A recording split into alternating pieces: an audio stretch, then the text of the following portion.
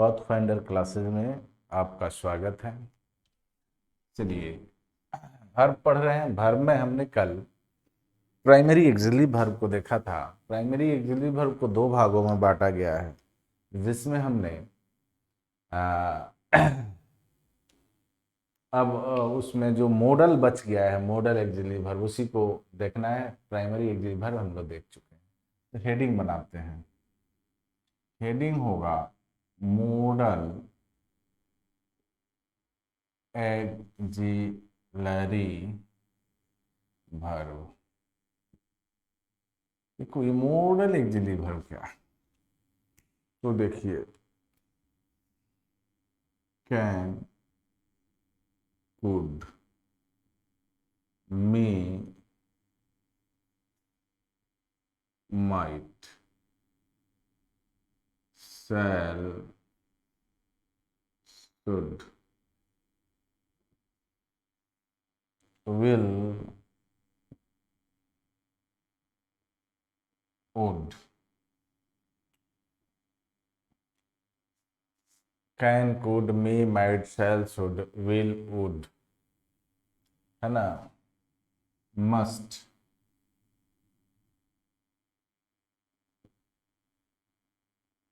और टू, और use to, need and dare are called modal auxiliaries।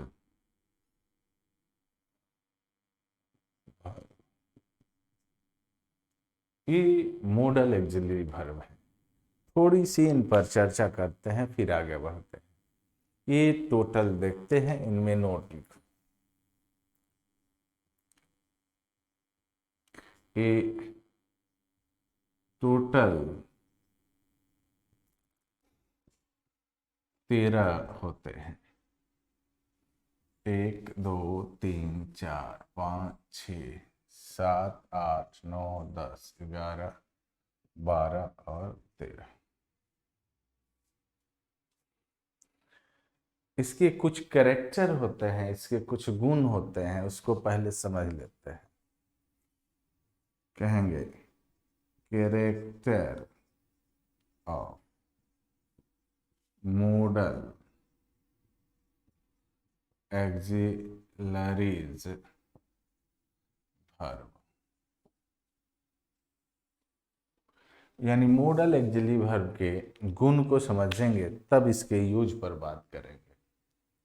तो पहला, मॉडल एक्सिलरी वर्ब कभी भी वाक्य में अकेला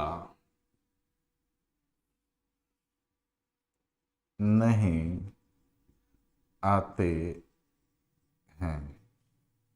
ये हमेशा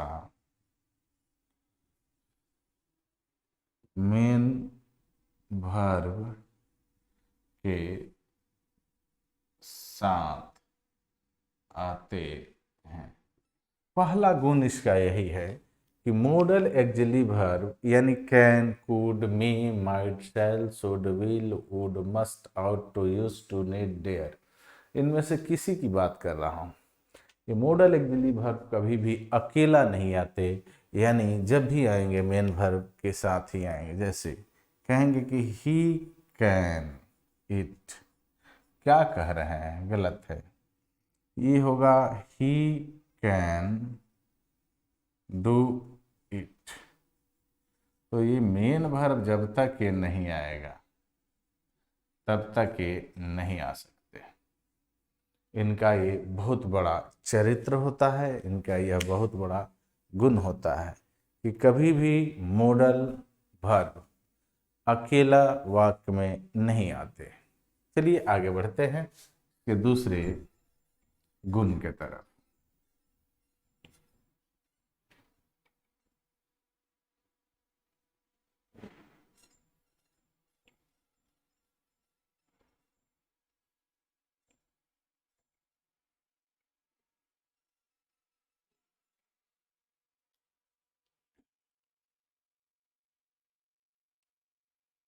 दूसरा,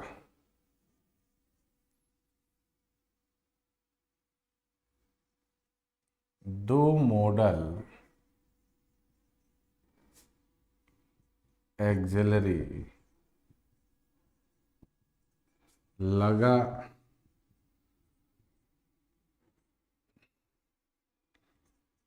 लगातार नहीं आते। दो मॉडल एक्सिलरी लगातार नहीं आते, जैसे he must, should, do it. नहीं, ये गलत है, ये लगातार नहीं आएगा। ये होगा ही शुड डू इट, यानी दो नहीं आएंगे। यानी कभी भी दो मॉडल एक्सिलरी वर्ब लगातार एक साथ नहीं आते। चलिए आगे बढ़ते हैं।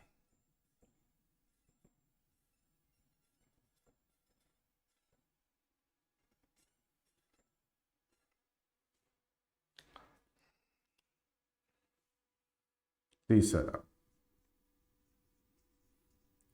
मॉडल एक्सिलरीज वर्ब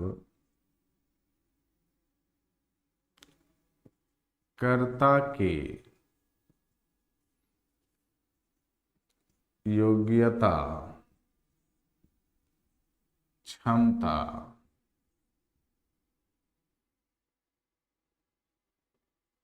विनम्रता,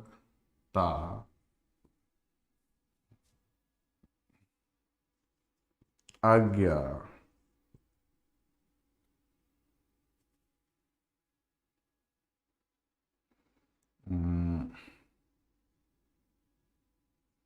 आदेश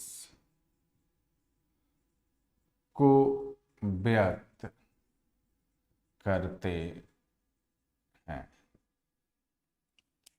जैसे he can speak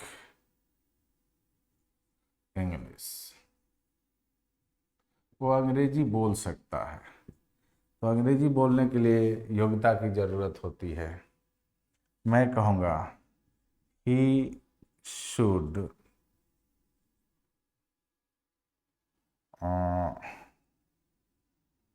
not play in sun. देखिए, यहाँ शुड का प्रयोग सलाह के रूप में, यानी उसकी सलाह का व्यक्त कर रहा है, यानी जो करता है, जैसे ही यहाँ करता है, उसकी सलाह को व्यक्त कर रहा है। बात समझ रहे हैं ना? तो याद रखेंगे ये तीसरा। और अब फिर अंतिम इसका देखते हैं, फिर आगे बात करेंगे।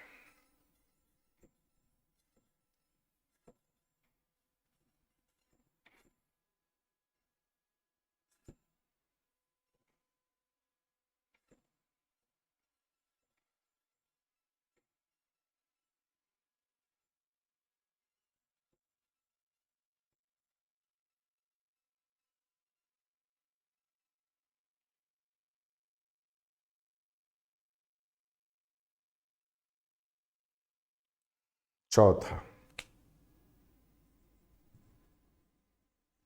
मॉडल एक्सिलरीज वर्ब अपने बाद टू नहीं लेते।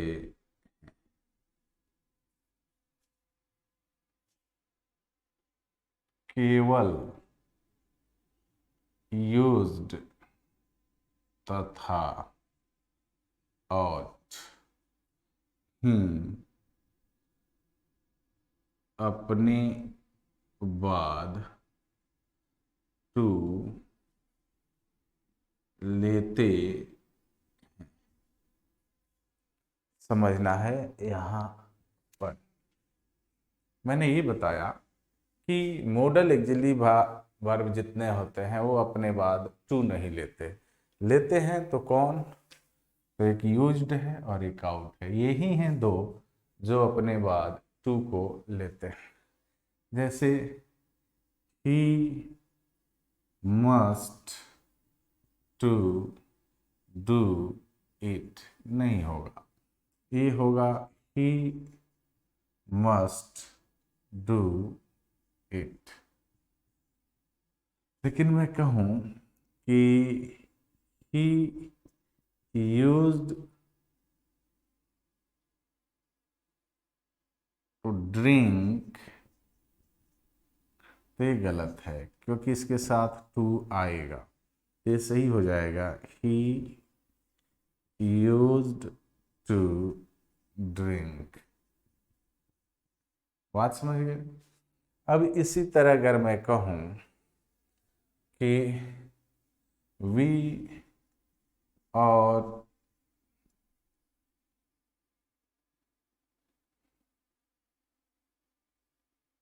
रेस्पेक्ट आवर एल्डर्स, तो गलत है क्योंकि ऑट के बाद टू आना चाहिए, ये हो जाएगा we ought to respect our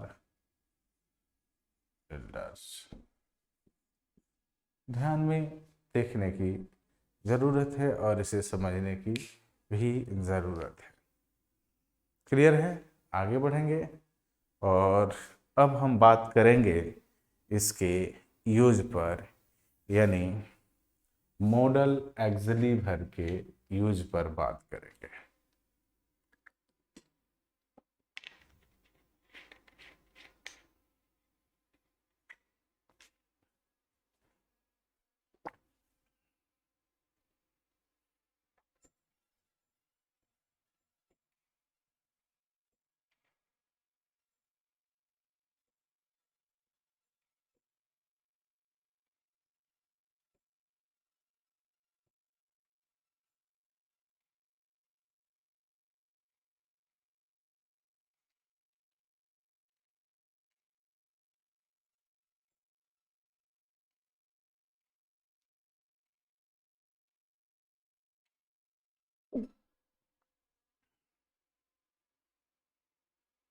तो आपने देखा कि मॉडल एक्सिलरी वर्ब किसे कहते हैं और मॉडल एक्सिलरी वर्ब के चरित्र क्या हैं, अर्थात उनके गुण क्या हैं।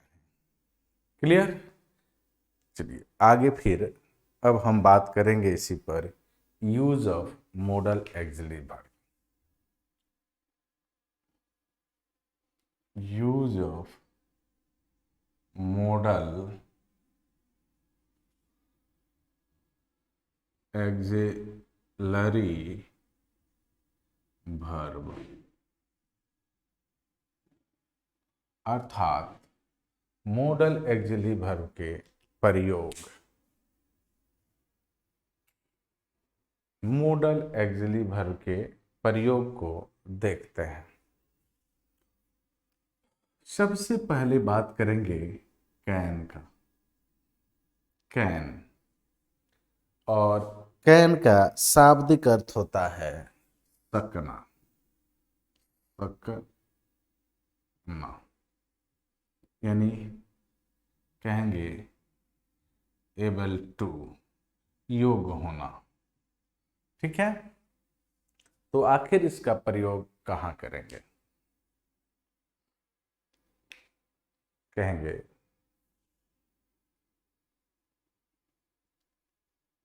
इसका प्रयोग सकना के अर्थ में होता है, होता, इसका प्रयोग सकना के अर्थ में होता है। यानी जब किसी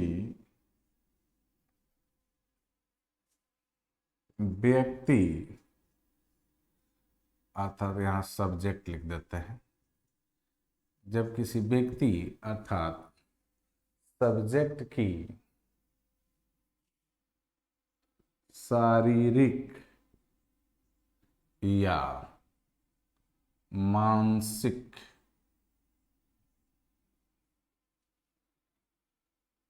योग्यता या क्षमता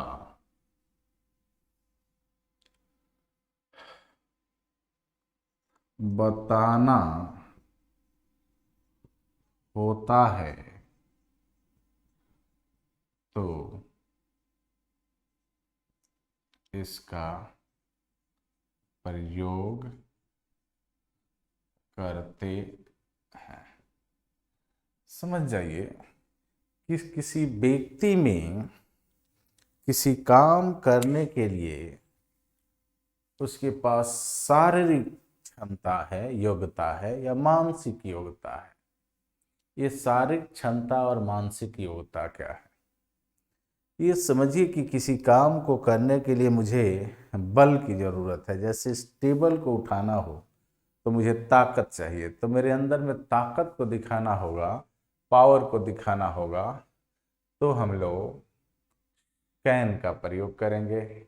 यह मेरी क्षमता हो, जैसे कि मान लो कि मैं अंग्रेजी बोल सकता हूँ, तो अंग्रेजी बोलने के लिए मानसिक योग्यता होनी चाहिए। सब कोई अंग्रेजी नहीं बोलेगा, सब कोई भोजपुरी नहीं बोलेगा, सब कोई हिंदी भी नहीं बोलता है। ये हिंदी, भोजपुरी या अंग्रेजी या कोई भी लैंग्वेज बोलने के लिए उसके अंदर में योग्यता होनी चाहिए।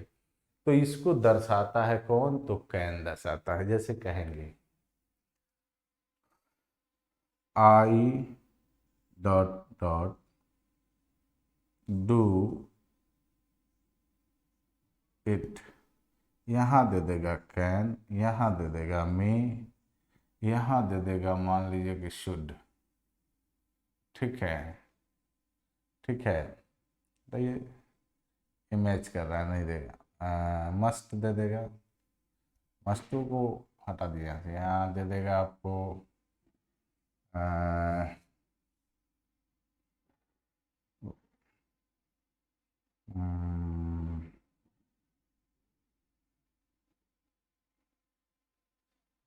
और दे दे,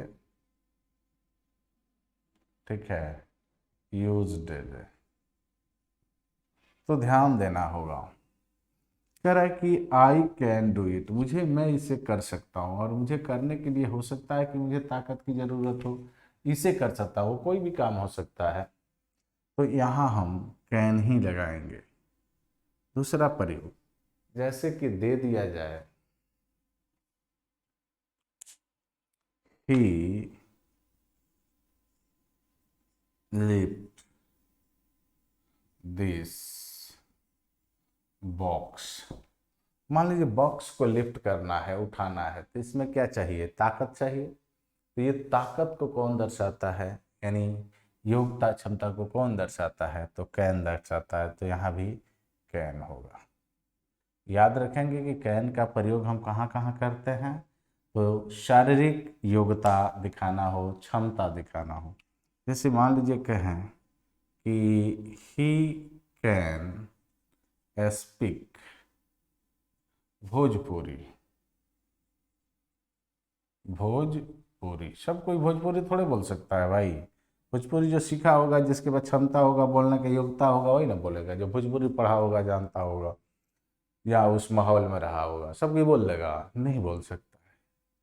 तो जिसमें ये योग्यता होती है वही इसको बोलता है। चलिए आगे बढ़ते हैं, और इसी के जो दूसरा यूज है, मैंने इसका दूसरा यूज नहीं, अब बात करेंगे यहाँ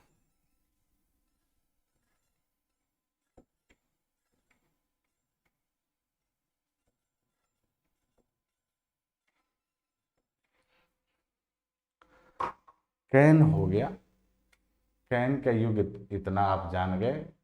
अब मैं आपको कुड का यूज बता देता हूँ। जैसे दे दे कुड, कुड क्या है बाबू? तो कुड जो होता है ना, पास्ट फॉर्म ऑफ कैन, यानी कैन का ही पास्ट रूप होता है। ठीक है, तो जो वर्तमान में करता था वो भूत में करेगा, यही ना होगा? तो इसका कहेंगे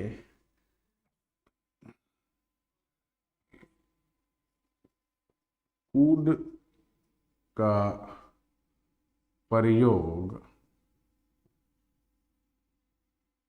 भूतकालीन, कुड का प्रयोग भूतकालीन योग्यता को व्यक्त करने के लिए, करने के लिए, कुड का प्रयोग भूतकालीन योग्यता को व्यक्त करने के लिए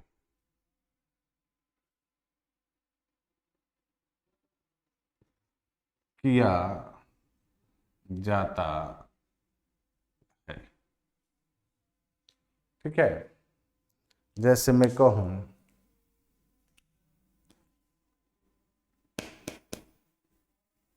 when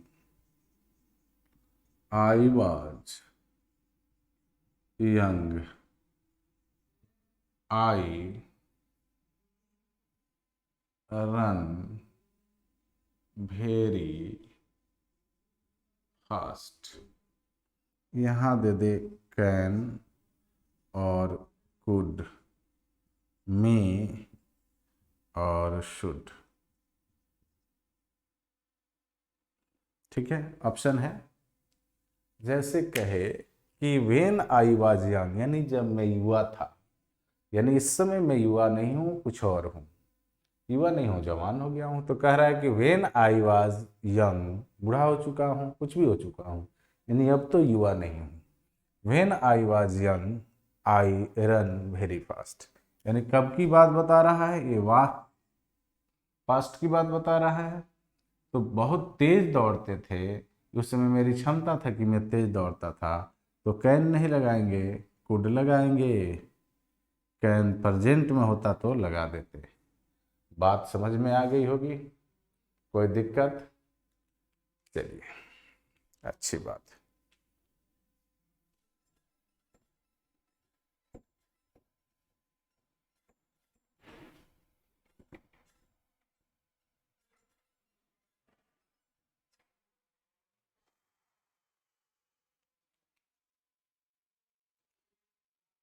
कुड का दूसरा एगो प्रयोग और जान लीजिए। ठीक है, कहेंगे कि कुड का प्रयोग, कुड का प्रयोग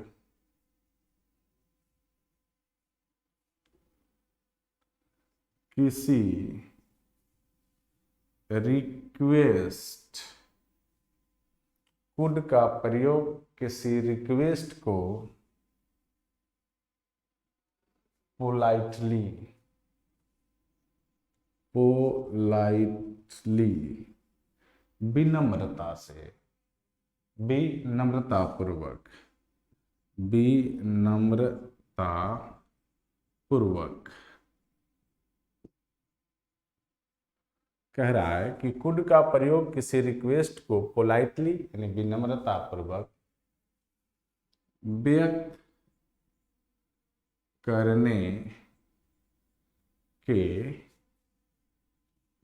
लिए भी किया जाता है। मान लिया आप कोई रिक्वेस्ट कर रहे हैं और उस रिक्वेस्ट को विनम्रता पूर्वक जब बोलेंगे, जैसे कहेंगे डॉट डॉट यू, हेल्प मी। ठीक है, यहाँ सर लगा दीजिए, मैडम लगा दीजिए, प्लीज लगा दीजिए, कुछ भी एक लगाइए और यहाँ दे दिया जाए कैन, कुड, शैल, ठीक है, मस्ट। आप ध्यान से देखिए, मैं पूछूं किसी से कि क्या आप मेरी मदद करेंगे, तो क्या मैं उनसे टेढ़ बोल सकता हूँ, टेढ़ा बोल सकता हूँ कि यार मदद करेगा? नहीं बोल सकते। हम ये कहेंगे, विनम्र होकर कहेंगे कि क्या आप मेरी मदद कर सकते हैं। मैं ये उनसे जरूर कह सकता हूँ, लेकिन ये नहीं कहूँगा कि क्या तुम मेरी मदद करोगे। मान लो आपको किसी से टाइम पूछना है, तो क्या कहोगे? क्या कहोगे? Tell me time please. देखिए, दोनों अर्थ को समझ लीजिए। अगर यहाँ आप कैन लगाते हैं, इसका मतलब ये हुआ कि अगर तुम टाइम नहीं बताएगा तो तुम्हारा हाथ ऐंठ कर घड़ी देख लेंगे। क्यों? क्योंकि मेरे अंदर में ताकत है। कैन ताकत को दिखाता है, लेकिन कूड क्या करता है कि किसी बात को विनम्र होकर व्यक्त करता है।